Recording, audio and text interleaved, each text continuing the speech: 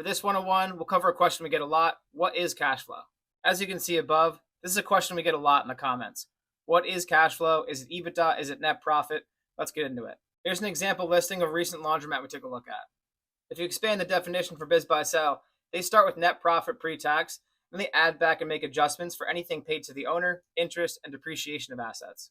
We'll give you a harder example to understand what's in there. In SMB deals specifically, cash flow is also known as seller's discretionary earnings, or SDE. SDE, or cash flow, is typically used for deals under $2 million of EBITDA or under $1 million of EBITDA. Cash flow typically represents all of the cash available to the new owner, including compensation, discretionary expenses, non-cash items, taxes, and interest. It shows you how much a new buyer will actually expect to earn or control under the new ownership structure. Let's get into the example. Below is a P&L structure. You'll start with revenue, take out your operating expenses, and get to a net profit and a net income number.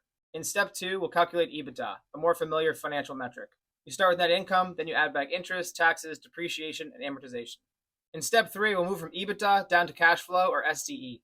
Start with that EBITDA number, then add back anything for owner compensation, include salary, health insurance, or any dividends or draws in the business. In the next step, you want to add back anything one-time expense, like a one-time litigation fee. And finally, anything the owner was running through the business personally, car expenses, charitable donations, things like that.